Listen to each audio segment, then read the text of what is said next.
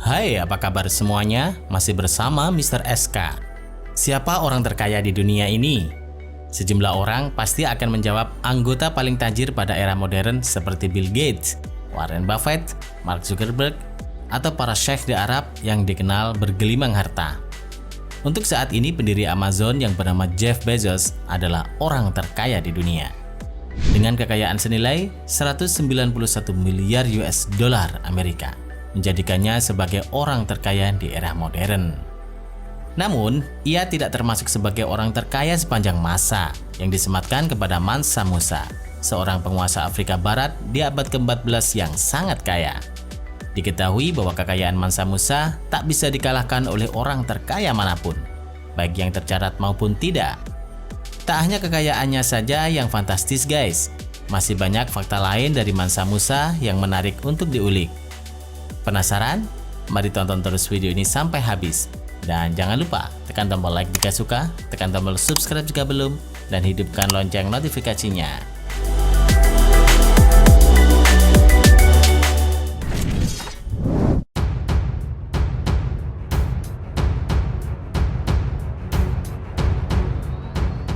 Siapa sebenarnya Mansa Musa?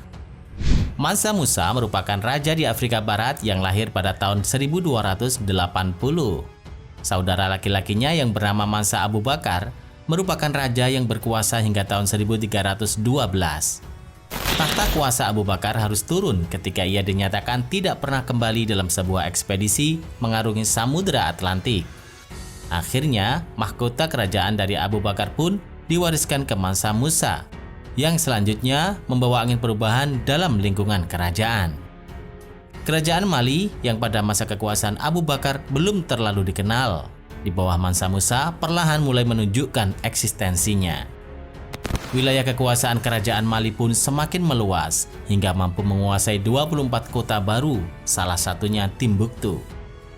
Menurut para sejarawan, wilayah kekuasaan kerajaan Mali membentang sepanjang 3.128 km, mulai dari Samudra Atlantik termasuk daerah yang saat ini menjadi Senegal, Mali, Mauritania, Nigeria, Pantai Gading, Gambia, serta Republik Guinea. Berbekal peta wilayah kekuasaan yang sangat luas, Mansa Musa menjelma menjadi seorang raja yang kaya raya. Konon, kerajaan yang dipimpinnya bahkan menguasai hampir separuh jumlah emas yang ada di negeri-negeri Afrika, Asia, sampai Eropa. Tapi meski memiliki kekayaan yang melimpah ruah dan memegang tahta sebuah kerajaan, Mansa Musa dikenal sebagai pribadi yang muslim dan bertakwa.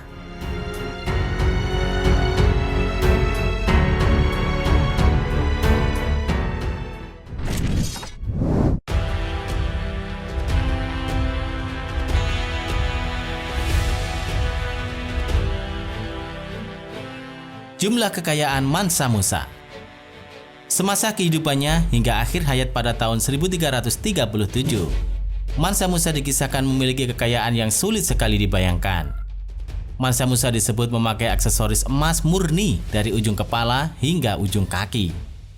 Gaya hidupnya terbilang sangat mewah, sekaligus dermawan.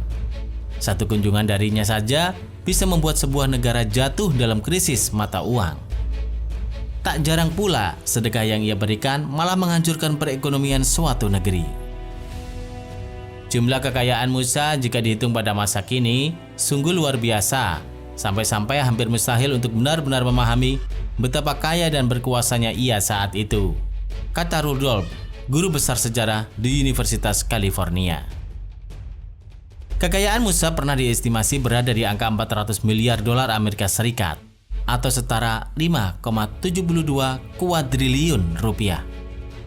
Walau begitu, sejarawan ekonomi satu suara bahwa kekayaannya tak mungkin dikalkulasi ke dalam angka secara pasti. Wah, sampai nggak bisa dihitung ya? Kebayang nggak tuh sampai berapa banyak?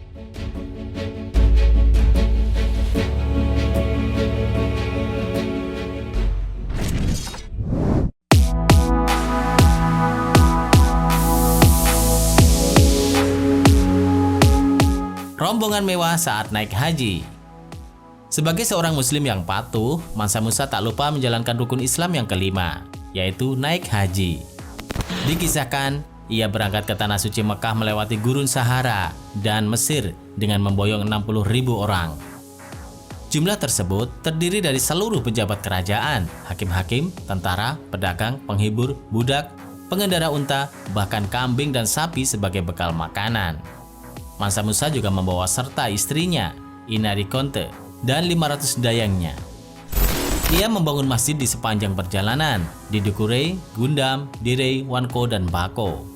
Sebagian masjid masih berdiri hingga saat ini. Ketika rombongan besar itu melewati Gurun Sahara, dikatakan seolah-olah sebuah kota yang berjalan dengan kemegahannya. Sesampainya di Kairo, Mesir, Mansa Musa menunjukkan kedermawanannya kepada penduduk setempat dengan membagi-bagikan emas yang ia miliki. Sampai-sampai muncul istilah banjir emas di kota Kairo, lantaran apa yang dilakukan Mansa Musa begitu mencengangkan. Imbasnya, banjir emas tersebut membuat anjlok harga emas di Kairo selama 10 tahun hingga merusak tata perekonomian setempat. Mengetahui akan hal itu, Mansa Musa berupaya menstabilkan kembali perekonomian di sana sekembalinya dari Mekah Al-Mukarramah. Caranya, ia menarik sebagian emas yang beredar dengan akad meminjam disertai suku bunga yang sangat tinggi.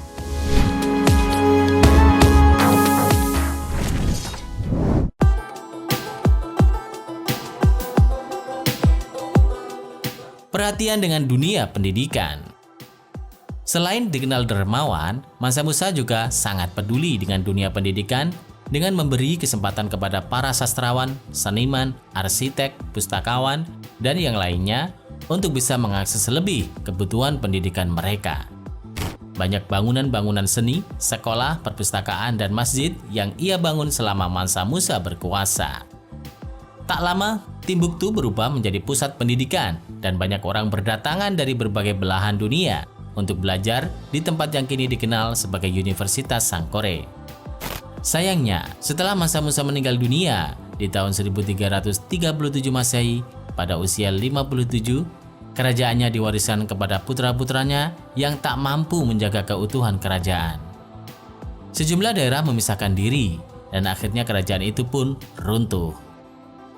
Kedatangan bangsa Eropa di kemudian hari ke Afrika pun menjadi titik akhir kehancuran kerajaan Mali.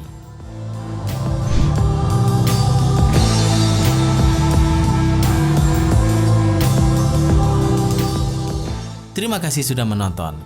Jangan lupa share dan sampai jumpa di video berikutnya.